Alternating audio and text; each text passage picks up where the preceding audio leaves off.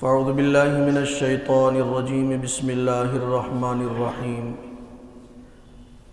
یا ایہا الذین آمنوا قوا انفسکم واہلیکم نارا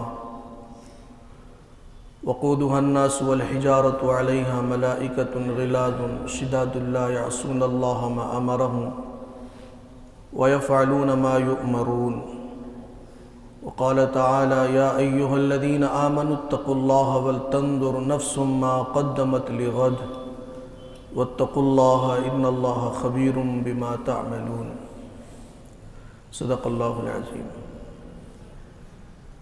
میرے بھائیوں بزرگوں، گزشتہ جمعہ میں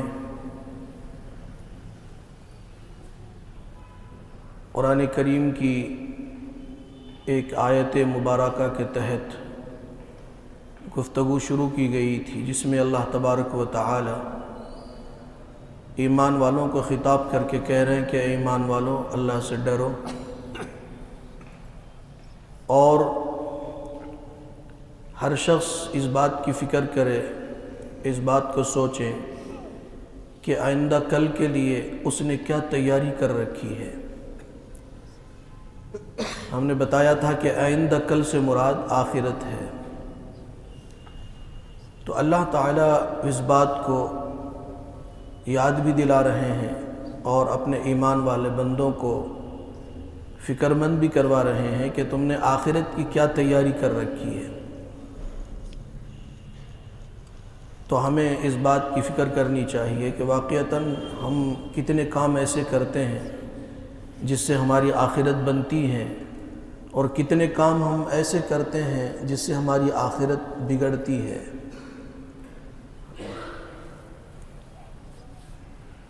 اس لیے کہ اللہ تبارک و تعالی نے دو ٹھکانے بنائے ہیں آخرت میں۔ جو اچھے کام کرے گا وہ تو جنت میں جائے گا، اس کے برخلاف جو اللہ کو ناراض کرنے والے اعمال کرے گا اس کا ٹھکانہ جہنم ہے۔ اس کو بہت تفصیل کے ساتھ ہم نے گزشتہ جمعہ میں بتایا تھا۔ بات یہاں پہنچی تھی کہ جو مقصد کو سامنے رکھ کر زندگی گزارے گا، آخرت کی فکر کرے گا، اس کا ٹھکانہ تو جنت ہے، لیکن جو نافرمانی کرے گا، اللہ کے حکموں کو توڑے گا، اللہ کو ناراض کرنے والے اعمال کرے گا، تو اس کا ٹھکانہ جہنم ہے۔ تو جہنم یہ کوئی مذاق نہیں ہے، بلکہ یہ بہت خطرناک جگہ ہے۔ اللہ کے نبی صلی اللہ علیہ وسلم نے ایک مرتبہ حضرت جبرائیل علیہ السلام سے پوچھا اور کہا کہ جہنم کے حالات ہم کو بتاؤ، کہ جہنم کیسی جگہ ہے اور وہاں کے عذابات کیسے ہیں اور کس کو جہنم میں ڈالا جائے گا اور کیا ٹھکانہ ان کا ہوگا۔ حضرت جبرائیل علیہ السلام چونکہ اللہ کے بہت ہی مقرب فرشتے ہیں، وہ جنت اور جہنم کے سارے احوال کو جانتے ہیں، اور اللہ کی سب سے زیادہ قربت اگر کسی فرشتے کو ہے تو وہ حضرت جبرائیل امین علیہ السلام کو ہے۔ اس لیے حضرت جبرائیل علیہ السلام نے کہا کہ اللہ تعالیٰ نے جب جہنم کی آگ بنائی تو اس کو 1000 سال تک دہکایا، 1000 سال تک، تو وہ آگ سرخ ہو گئی، یعنی لال ہو گئی۔ پھر 1000 سال تک دہکایا تو جہنم کی آگ سفید ہو گئی۔ پھر 1000 سال تک اس کو دہکایا تو جہنم کی آگ سیاہ ہو گئی، کالی ہو گئی۔ تو جہنم کی لپیٹیں اور اس کے شعلے سیاہ ہونے کی وجہ سے بالکل ایک تاریک اور اندھیری رات کی طرح ہے۔ اس کے بعد حضرت جبرائیل امین علیہ السلام نے کہا کہ قسم ہے اس ذات کی جس نے آپ کو حق دے کر دنیا میں بھیجا ہے، فرماتے ہیں کہ اگر جہنم کا ایک کپڑا، یعنی جو جہنمیوں کو پہنایا جائے گا، وہ کپڑا اگر دنیا میں ڈال دیا جائے، زمین والوں پر ڈال دیا جائے، تو ساری دنیا ہلاک ہو جائے، صرف ایک کپڑا جہنم کا۔ اس کے بعد فرمایا جہنمیوں کو جو پینے کے لیے پانی دیا جائے گا، کھولتا ہوا پانی، بدبودار پانی، اس کا ایک ڈول اگر دنیا کے پانی میں ملا دیا جائے اور لوگ اس کو پئیں تو جتنے لوگ پئیں گے وہ سب ہلاک ہو جائیں گے، ایسا بھیانک وہ پانی ہوگا۔ اور جہنم کی زنجیریں جس سے جہنمیوں کو جکڑا جائے گا، قرآن میں بھی اس کا تذکرہ ہے کہ فی سلسلۃ ذرعوها 70 ذراعا، کہ اللہ تعالیٰ فرماتے ہیں کہ اللہ فرشتوں کو حکم دیں گے کہ ان کو زنجیروں میں جکڑو۔ تو وہ زنجیر کے بارے میں حضرت جبرائیل امین علیہ السلام یہ کہہ رہے ہیں کہ وہ زنجیر کو اتنا جہنم کی آگ میں تپایا جائے گا، اگر وہ زنجیر دنیا کے پہاڑوں پر رکھ دی جائے تو پہاڑ بالکل پگھل جائے، ایسی زنجیروں میں جہنم کے قیدیوں کو جکڑا جائے گا۔ یہ ہے جہنم۔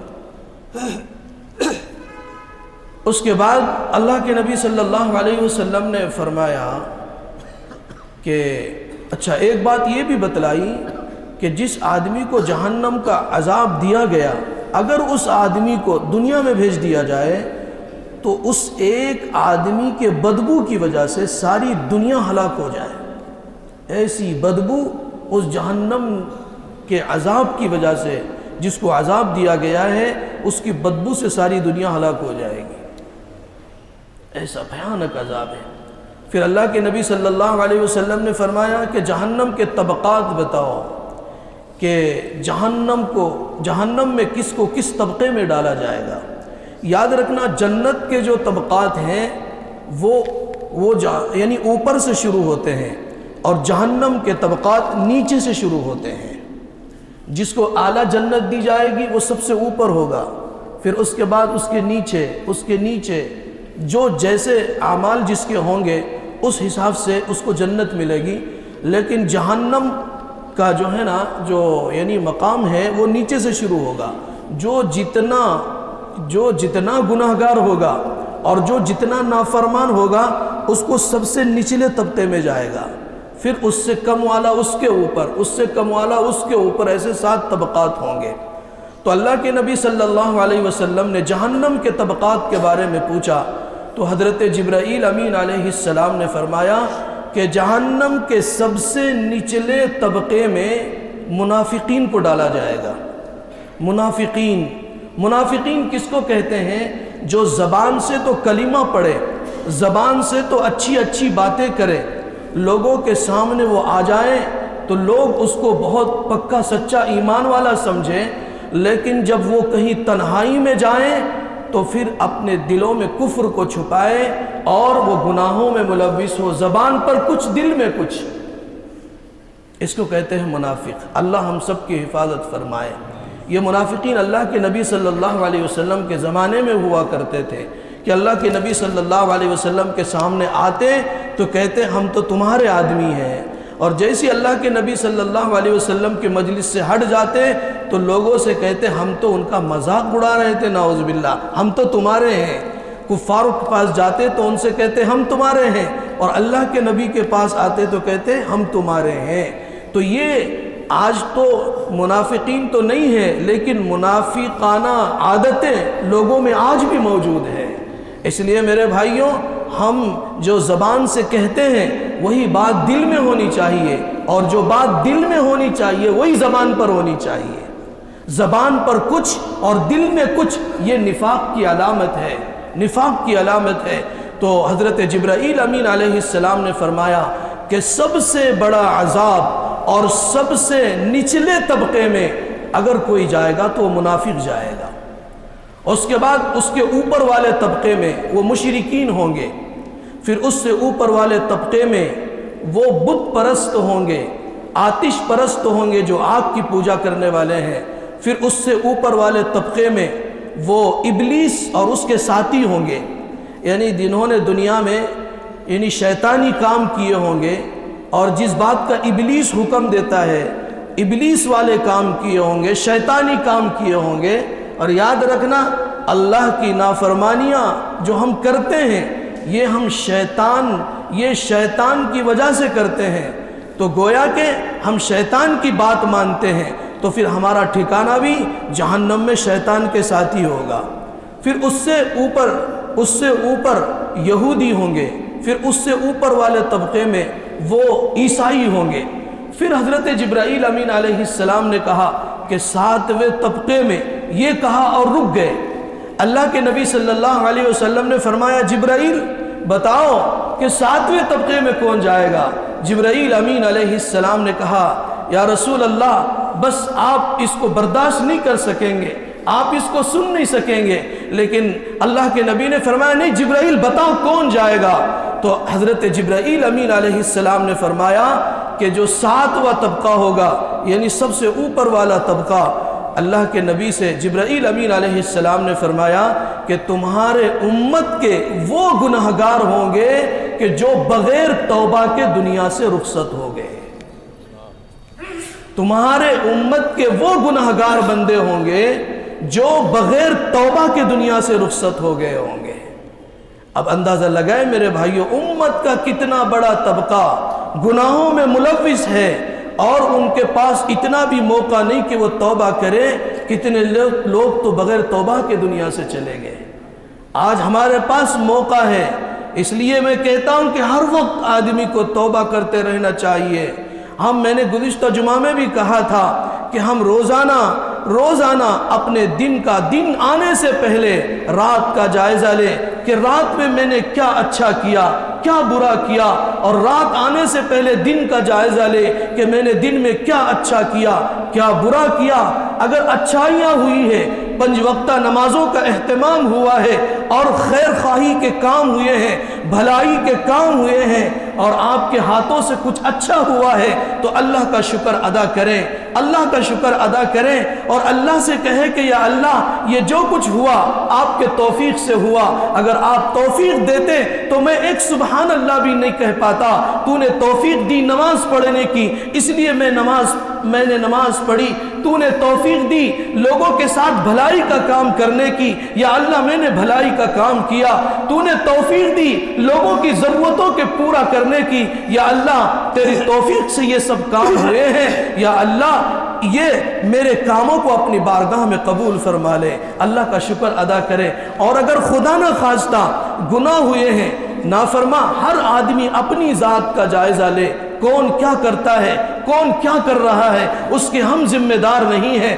وَلَا تَزِرُ وَازِرَةٌ وِزْرَ أُخْرَى، کہ قیامت کے دن کوئی کسی کا بوجھ نہیں اٹھائے گا، ہر ایک آدمی اپنے گناہوں کا بوجھ اٹھائے گا۔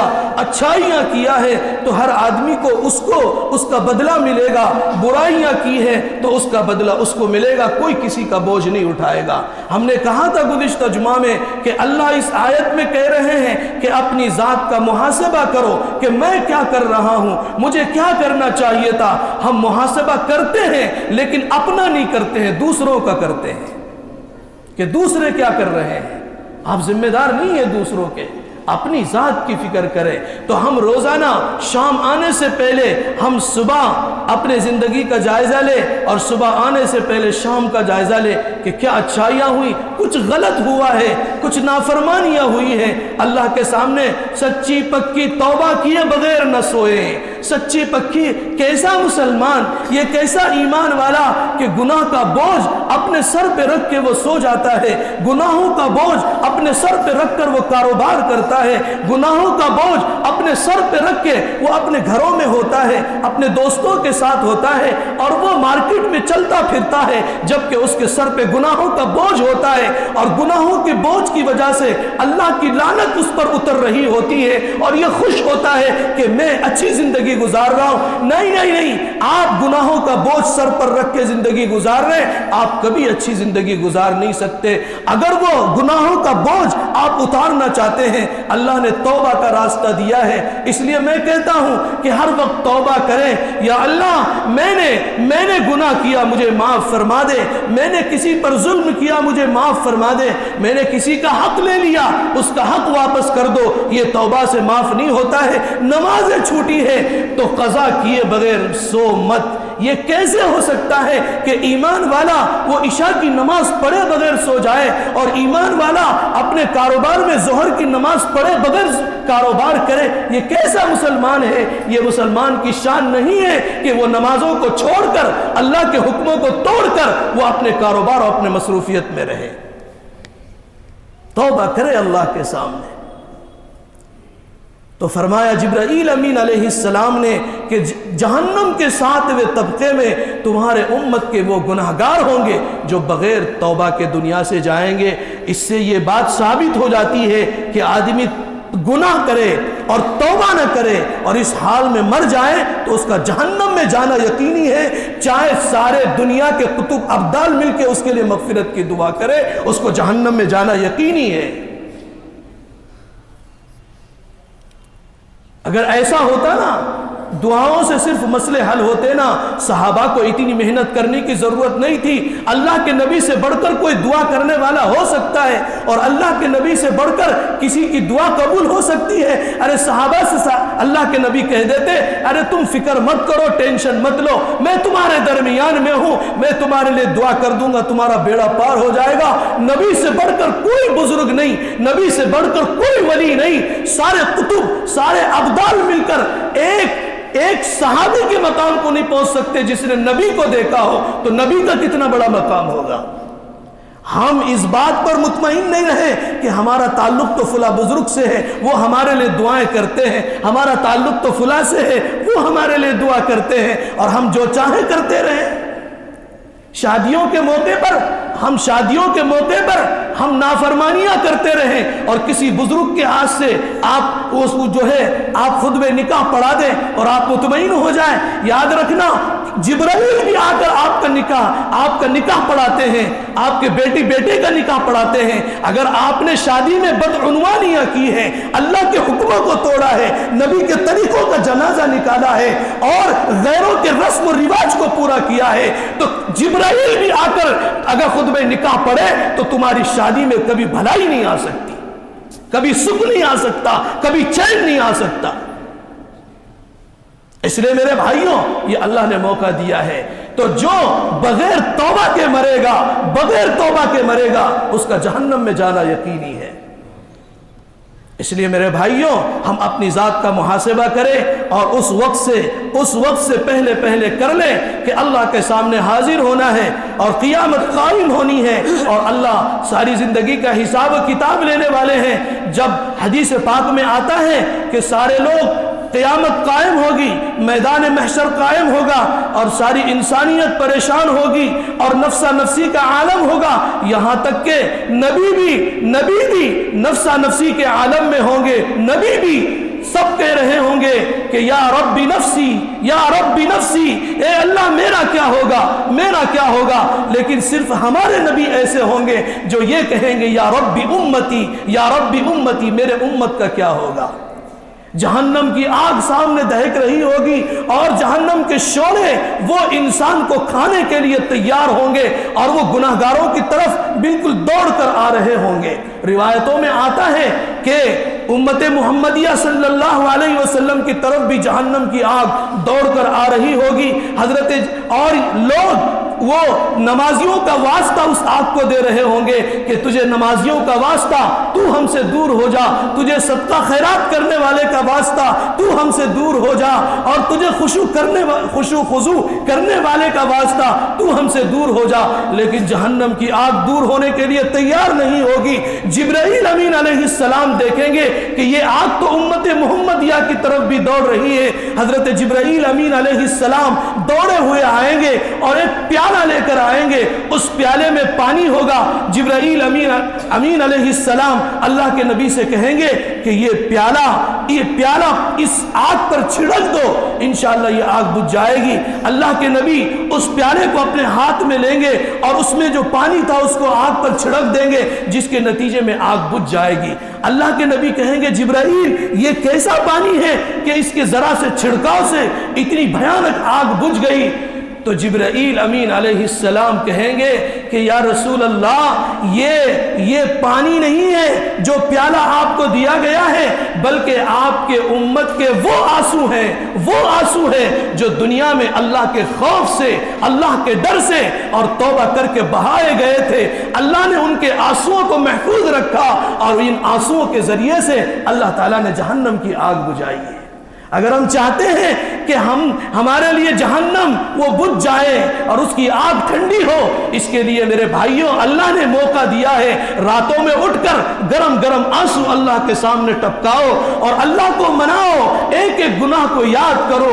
اللہ روٹھ چکا ہے، اللہ ہم سے ناراض ہو چکا ہے۔ یہ سارے جو حالات ہیں میرے بھائیوں، یہ اللہ کی ناراضگی کی علامتیں ہیں۔ اس لیے آج اجتماعی، انفرادی سب کو توبہ کرنے کی ضرورت ہے، خاص طور سے تہجد میں اٹھ کر اللہ کے سامنے گرم گرم آنسو ٹپکائے تاکہ ان آنسوؤں کے ذریعے اللہ کا غصہ بھی ٹھنڈا ہو اور جہنم کی آگ بھی بجھانے کے لیے کافی ہو۔ دعا فرمائیں اللہ تعالی ہم تمام کو عمل کی توفیق عطا فرمائے، سنتوں سے فارغ ہو جائے۔